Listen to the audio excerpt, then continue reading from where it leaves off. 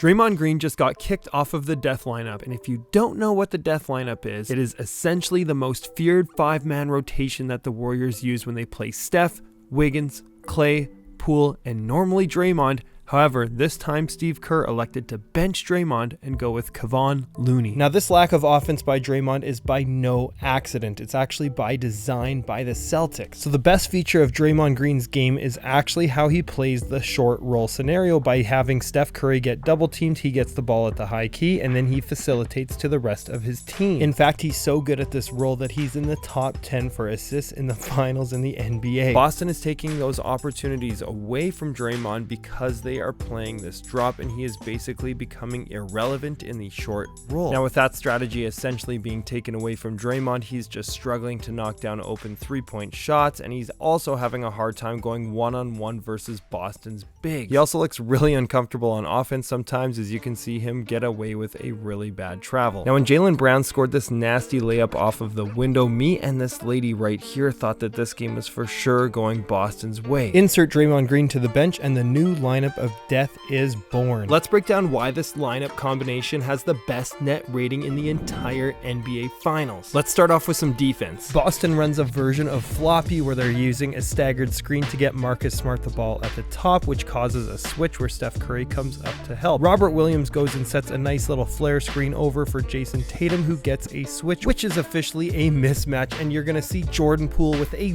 really great rotation over to help with the drive. Marcus Smart comes over to set another screen for Tatum, who gets another switch, but Steph Curry is there to play excellent defense, forcing him left. Marcus Smart here does a fantastic job at just getting his body right and sensing this screen here for Steph Curry, and he blows the play up. So then Jordan Poole reverses the ball over to the other side, and Klay Thompson does his best impersonation of Luka Doncic. Mainstream media keeps saying that the Celtics were not getting a lot of good looks, and that's not entirely true because I want to show you what they do here. This is a fantastic play here. Watch as you're expecting a screen here for Marcus Smart, but Jason Tatum just slips it. This would be a slam dunk every single time, but Klay Thompson with another perfectly timed rotation. And then you get some dramatics by Jason Tatum as he's starfishing it on the ground, which leads to Andrew Wiggins wide open coming down in the trail position, and he is just a beast right now. Andrew Wiggins, man, this guy's pretty good. Another example of really good offense, but the Warriors are just a little bit gooder. And watch Marcus Smart be so deceptive and pretend to set a screen with a sign, and then he slips it once again. But once again, the rotation is early, and Looney gets almost 3 blocks there. Sometimes your defense doesn't always get rewarded, and Boston gets a little bit lucky here getting the shot right before the shot clock expires. And here is a perfect example of how you can't make a single defensive mistake as you get an over closeout against Jordan Poole. Then a really nice seal by Kevon Looney. And check out how the ball just gingerly touches the tip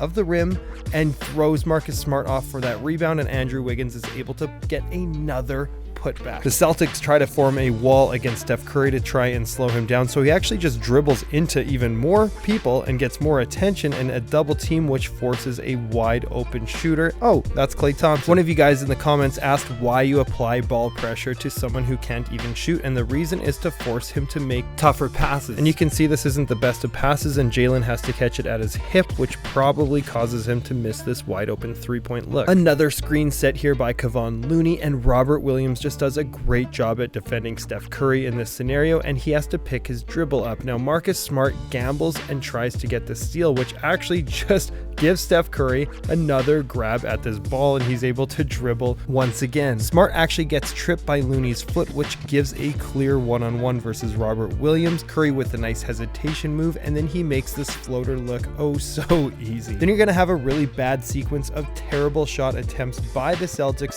3 in a row that are early in the shot clock and contested. That is not how you close out a game. The Warriors were doing defense and offensive substitutions, and Draymond actually got stuck on offense, and you can see him so happy to sprint to his favorite spot at the top of the key, and he makes the classic pass to Steph Curry on the wing. That is still a really difficult shot though. Then the highlight of the game for Draymond came full circle at the end of the game, because what happened? The Celtics actually blitzed Steph Curry at the top, so guess what? Draymond gets the ball in the short roll scenario, and he's able to get one of his classic assists. And you can see that Draymond and the Warriors dominate in this type of offense, just like in this video here.